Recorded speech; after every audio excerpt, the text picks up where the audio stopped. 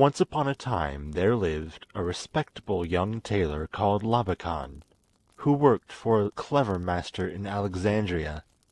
No one could call Labakan either stupid or lazy, for he could work extremely well and quickly, when he chose, but there was something not altogether right about him. Sometimes he would stitch away as fast as if he had a red-hot needle and a burning thread, and at other times he would sit lost in thought, and with such a queer look about him that his fellow workmen used to say, "Labakan has got on his aristocratic face today." On Fridays he would put on his fine robe which he had bought with the money he had managed to save up, and go to the mosque. As he came back after prayers, if he met any friend who said "Good day," or "How are you, friend Labakan?" he would wave his hand graciously, or nod in a condescending way, and if his master happened to say to him, as he sometimes did, "Really, Labakan, you look like a prince," he was delighted, and would answer, "Have you noticed it too?" or, "Well, so I have long thought." Things went on like this for some time, and the master put up with Labakan's absurdities because he was, on the whole, a good fellow and a clever workman. One day the Sultan's brother happened to be passing through Alexandria, and wanted to have one of his state robes altered, so he sent for the master tailor, who handed the robe over to Labakan as his best workman. In the evening, when every one had left the workshop and gone home, a great longing drove Labakan back to the place where the royal robe hung. He stood a long time gazing at it, admiring the rich material and the splendid embroidery in it. At last he could hold out no longer. He felt he must try it on, and lo and behold! It fitted as though it had been made for him. "Am not I as good a prince as any other?" he asked himself, as he proudly paced up and down the room. "Has not the master often said that I seemed born to be a prince?" It seemed to him that he must be the son of some unknown monarch, and at last he determined to set out at once and travel in search of his proper rank. He felt as if the splendid robe had been sent him by some kind fairy, and he took care not to neglect such a precious gift. He collected all his savings, and, concealed by the darkness of the night, he passed through the gates of Alexandria. The new prince excited a good deal of curiosity wherever he went, for his splendid robe and majestic manner did not seem quite suitable to a person traveling on foot. If anyone asked questions, he only replied with an important air of mystery that he had his own reasons for not riding. However, he soon found out that walking made him ridiculous, so at last he bought a quiet, steady old horse, which he managed to get cheap. One day, as he was ambling along upon Merva, that was the horse's name, a horseman overtook him and asked leave to join him, so that they might both beguile the journey with pleasant talk. The newcomer was a bright, cheerful, good-looking young man, who soon plunged into conversation and asked many questions. He told Labakan that his own name was Omar, that he was a nephew of Elfi Bey, and was travelling in order to carry out a command given him by his uncle on his deathbed. Labakan was not quite so open in his confidences, but hinted that he too was of noble birth, and was travelling for pleasure. The two young men took a fancy to each other and rode on together. On the second day of their journey, Labakan questioned Omar as to the orders he had to carry out, and to his surprise heard this tale. Elfi Bey, Pacha of Cairo, had brought up Omar from his earliest childhood, and the boy had never known his parents. On his deathbed Elfi Bey called Omar to him, and then told him that he was not his nephew, but the son of a great king, who, having been warned of coming dangers by his astrologers, had sent the young prince away and made a vow not to see him till his 22nd birthday. Elfi Bey did not tell Omar his father's name, but expressly desired him to be at a great pillar 4 days' journey east of Alexandria, on the 4th day of the coming month, on which day he would be 22 years old.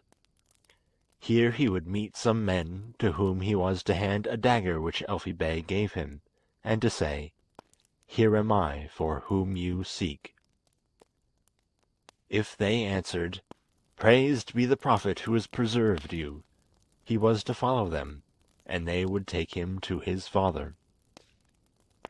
Labakan was greatly surprised and interested by this story, but after hearing it, he could not help looking on Prince Omar with envious eyes, angry that his friend should have the position he himself longed so much for. He began to make comparisons between the prince and himself, and was obliged to confess that he was a fine-looking young man, with very good manners and a pleasant expression.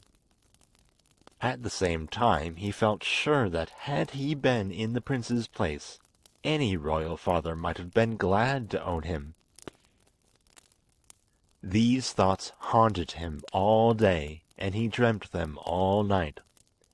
He woke very early, and as he saw Omar sleeping quietly, with a happy smile on his face, a wish arose in his mind to take by force or by cunning the things which an unkind fate had denied him. The dagger which was to act as a passport was sticking in Omar's girdle. Labakan drew it gently out, and hesitated for a moment whether or not to plunge it into the heart of the sleeping prince. However, he shrank from the idea of murder, so he contented himself with placing the dagger in his own belt, and saddling Omar's swift horse for himself, was many miles away before the prince woke up to realize his losses. For 2 days Labakan rode on steadily, fearing lest, after all, Omar might reach the meeting place before him. At the end of the 2nd day he saw the great pillar at a distance. It stood on a little hill in the middle of a plain, and could be seen a very long way off. Labakan's heart beat fast at the sight.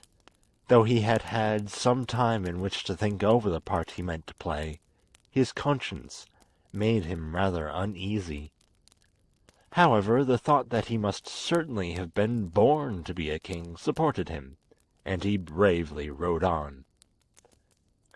The neighbourhood was quite bare and desert, and it was a good thing that the new prince had brought food for some time with him, as 2 days were still wanting till the appointed time. Towards the middle of the next day he saw a long procession of horses and camels coming towards him.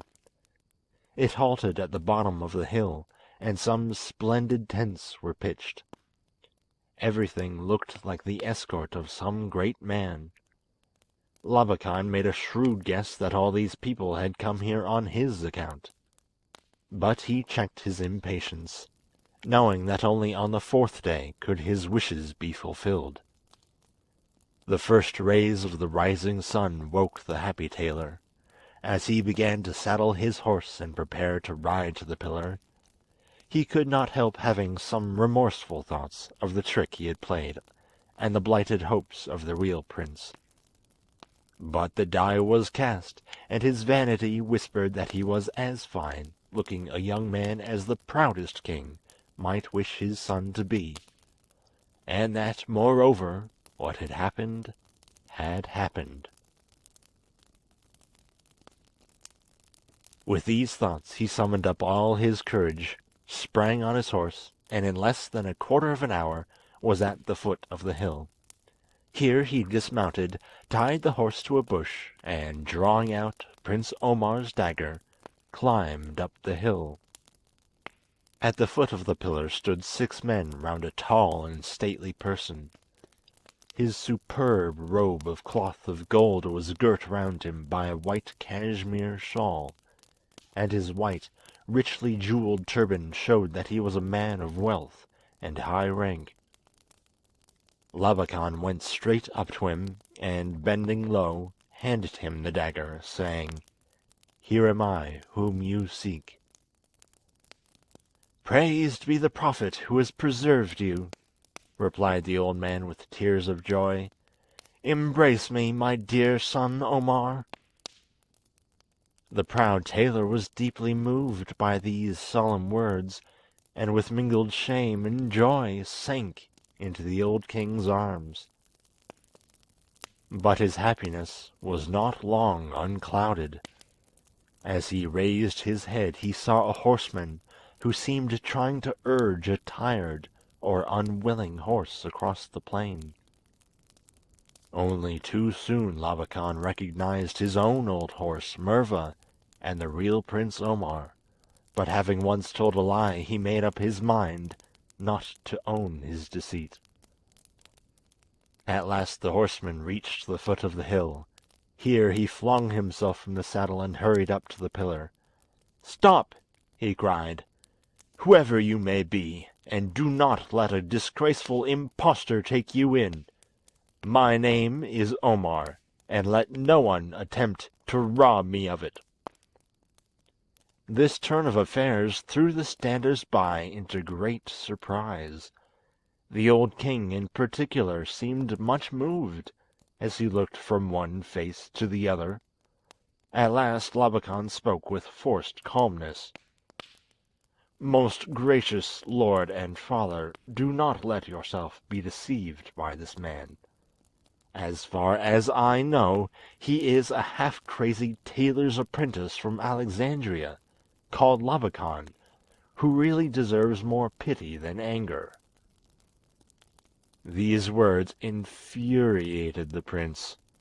Foaming with rage, he tried to press towards Labakan, but the attendants threw themselves upon him and held him fast, whilst the king said, "Truly, my dear son, the poor fellow is quite mad. Let him be bound and placed on a dromedary. Perhaps we may be able to get some help for him." The prince's first rage was over, and with tears he cried to the king, "My heart tells me that you are my father, and in my mother's name I entreat you to hear me." "Oh, heaven forbid!" was the reply.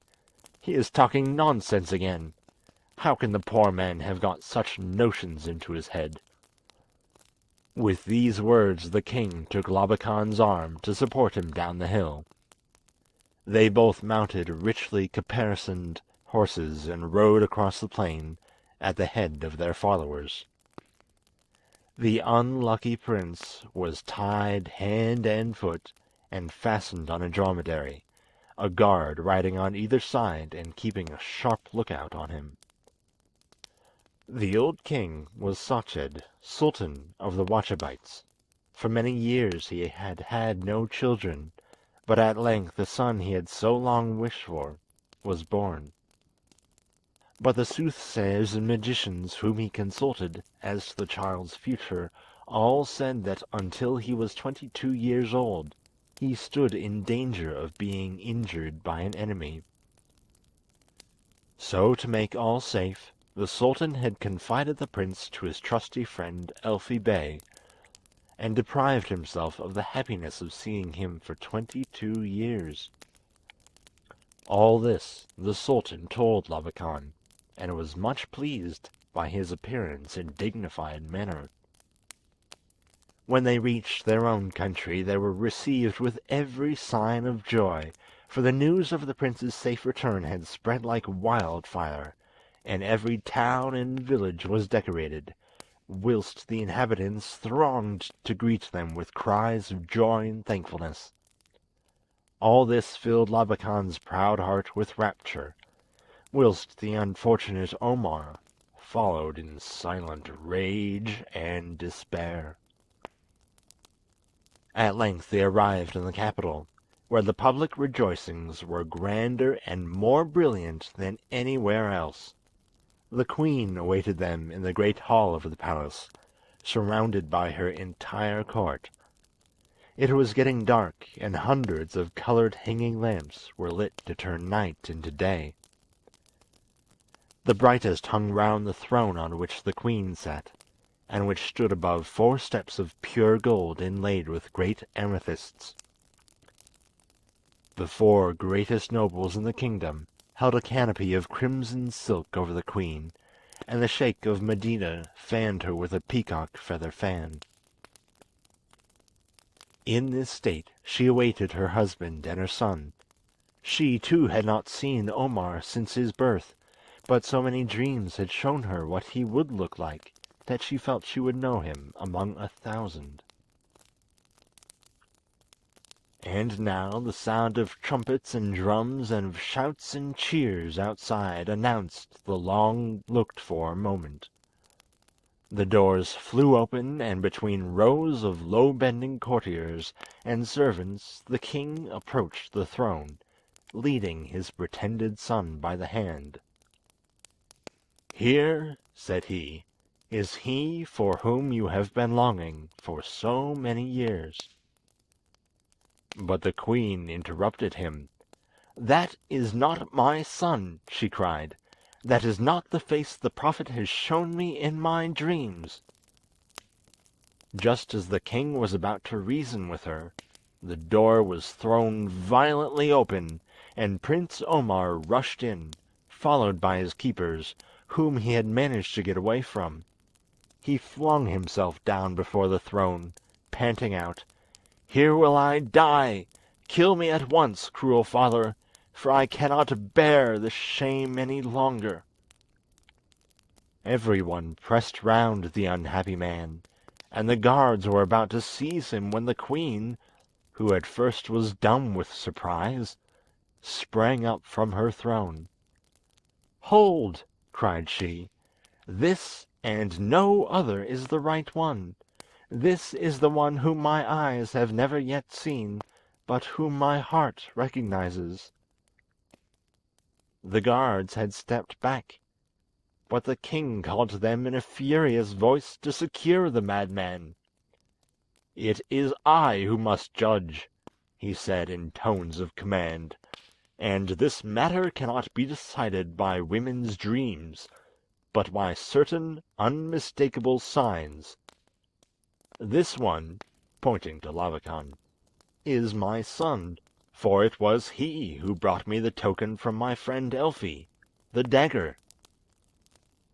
"He stole it from me!" shrieked Omar. "He betrayed my unsuspicious confidence!" But the king would not listen to his son's voice, for he had always been accustomed to depend on his own judgment. He let the unhappy Omar be dragged from the hall, whilst he himself retired with Labakan to his own rooms. Full of anger with the queen his wife, in spite of their many years of happy life together. The queen, on her side, was plunged in grief, for she felt certain that an impostor had won her husband's heart, and taken the place of her real son. When the first shock was over, she began to think how she could manage to convince the king of his mistake. Of course, it would be a difficult matter, as the man who declared he was Omar had produced the dagger as a token, besides talking of all sorts of things which happened when he was a child. She called her oldest and wisest ladies about her and asked their advice, but none of them had any to give. At last one very clever old woman said, "Did not the young man who brought the dagger call him whom your majesty believes to be your son Labakan, and say he was a crazy tailor?" "Yes," replied the queen, "but what of that?" "Might it not be," said the old lady, "that the impostor has called your real son by his own name? If this should be the case, I know of a capital way to find out the truth." and she whispered some words to the queen, who seemed much pleased, and went off at once to see the king. Now the queen was a very wise woman, so she pretended to think she might have made a mistake, and only begged to be allowed to put a test to the two young men to prove which was the real prince. The king, who was feeling much ashamed of the rage he had been in with his dear wife, consented at once, and she said, "No doubt others would make them ride or shoot, or something of that sort, but everyone learns these things. I wish to set them a task which requires sharp wits and clever hands, and I want them to try which of them can best make a caftan and pair of trousers." The king laughed. "No, no, that will never do. Do you suppose my son would compete with that crazy tailor as to which could make the best clothes? Oh dear no, that won't do at all." But the queen claimed his promise, and as he was a man of his word, the king gave in at last. He went to his son and begged that he would humour his mother, who had set her heart on his making a caftan. The worthy Labakan laughed to himself. "If that is all she wants," thought he, "Her Majesty will soon be pleased to own me." 2 rooms were prepared, with pieces of material, scissors, needles, and threads, and each young man was shut up in one of them. The king felt rather curious as to what sort of garment his son would make, and the queen, too, was very anxious as to the result of her experiment. On the 3rd day they sent for the 2 young men and their work. Labakan came first and spread out his caftan before the eyes of the astonished king. "See, father," he said, "see, my honoured mother, if this is not a masterpiece of work. I'll bet the court tailor himself cannot do better." The queen smiled, and turned to Omar. "And what have you done, my son?" Impatiently he threw the stuff and scissors down on the floor. "I have been taught how to manage a horse, to draw a sword, and to throw a lance some 60 paces. But I never learnt to sew, and such a thing would have been thought beneath the notice of the pupil of Elfi Bey, the ruler of Cairo." "Ah, true son of your father!" cried the queen. "If only I might embrace you and call you son! Forgive me, my lord and husband," she added, turning to the king, "for trying to find out the truth in this way. Do you not see yourself now which is the prince and which the tailor? Certainly this caftan is a very fine one, but I should like to know what master taught this young man how to make clothes." The king sat deep in thought, looking now at his wife and now at Labakan, who was doing his best to hide his vexation at his own stupidity. At last the king said, "Even this trial does not satisfy me, but happily I know of a sure way to discover whether or not I have been deceived." He ordered his swiftest horse to be saddled, mounted, and rode off alone into a forest at some little distance. Here lived a kindly fairy called Adolzaide, who had often helped the kings of his race with her good advice, and to her he betook himself. In the middle of the forest was a wide open space surrounded by great cedar trees, and this was supposed to be the fairy's favourite spot.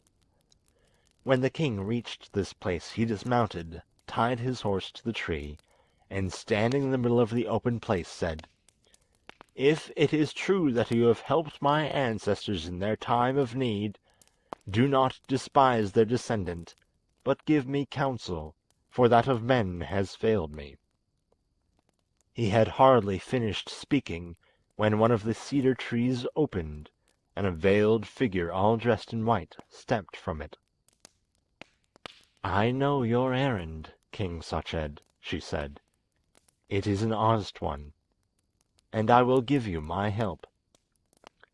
Take these 2 little boxes, and let the 2 men who claim to be your son choose between them. I know that the real prince will make no mistake." She then handed him 2 little boxes made of ivory set with gold and pearls. On the lid of each, which the king vainly tried to open, was an inscription in diamonds. On one stood the words "Honor and Glory," and on the other "Wealth and Happiness." "It would be a hard choice," thought the king as he rode home.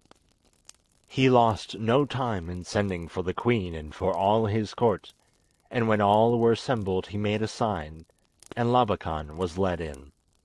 With a proud air he walked up to the throne, and, kneeling down, asked, "What does my lord and father command?" The king replied, "My son, doubts have been thrown on your claim to that name. One of these boxes contains the proofs of your birth. Choose for yourself. No doubt you will choose right." He then pointed to the ivory boxes, which were placed on 2 little tables near the throne. Labakan rose and looked at the boxes. He thought for some minutes, and then said, "My honored father, what can be better than the happiness of being your son, and what nobler than the riches of your love? I choose the box with the words, 'Wealth and Happiness.'" "We shall see presently if you have chosen the right one. For the present, take a seat there beside the Pacha of Medina," replied the king. Omar was next led in, looking sad and sorrowful. He threw himself down before the throne and asked what was the king's pleasure. The king pointed out the 2 boxes to him, and he rose and went to the tables. He carefully read the 2 mottos and said, "The last few days have shown me how uncertain is happiness, and how easily riches vanish away. Should I lose a crown by it, I make my choice of honor and glory." He laid his hand on the box as he spoke, but the king signed to him to wait, and ordered Labakan to come to the other table, and lay his hand on the box he had chosen.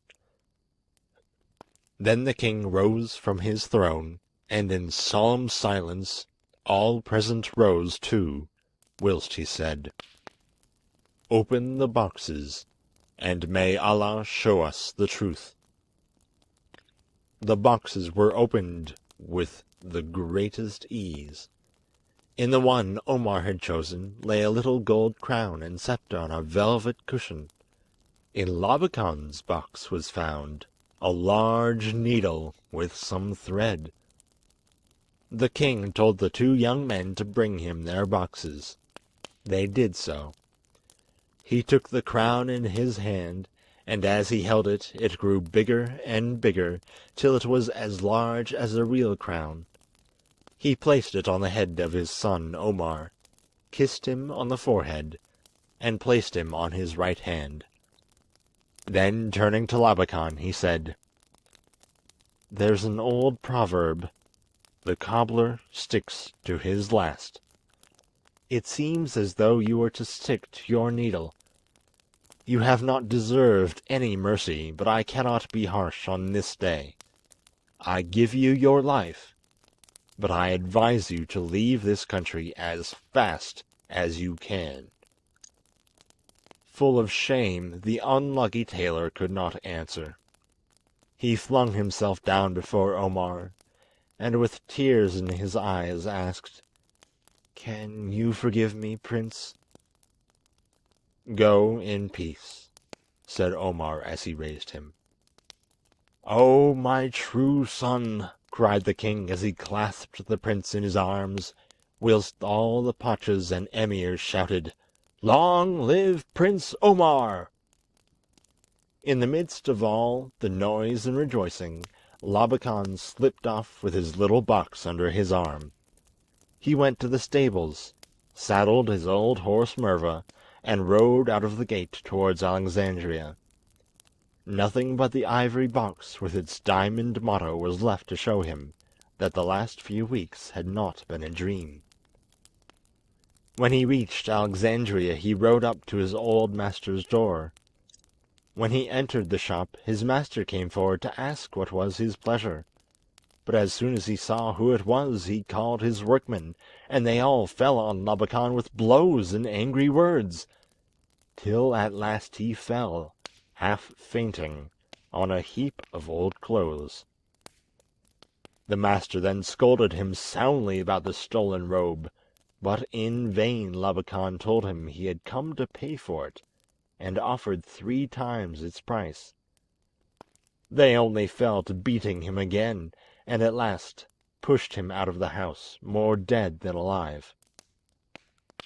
He could do nothing but remount his horse and ride to an inn. Here he found a quiet place in which to rest his bruised and battered limbs, and to think over his many misfortunes. He fell asleep, fully determined to give up trying to be great, but to lead the life of an honest workman. Next morning he set to work to fulfill his good resolutions. He sold his little box to a jeweler for a good price, bought a house and opened a workshop.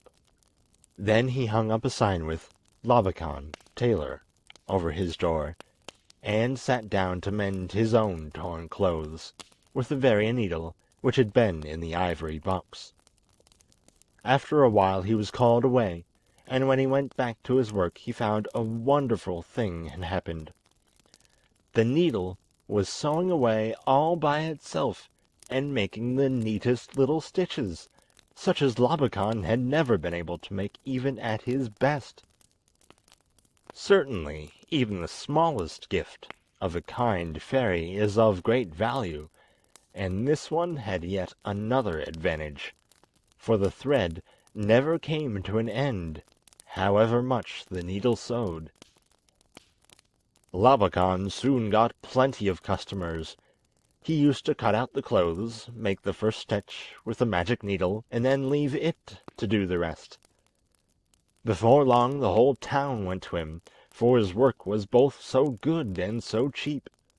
The only puzzle was how he could do so much, working all alone, and also why he worked with closed doors.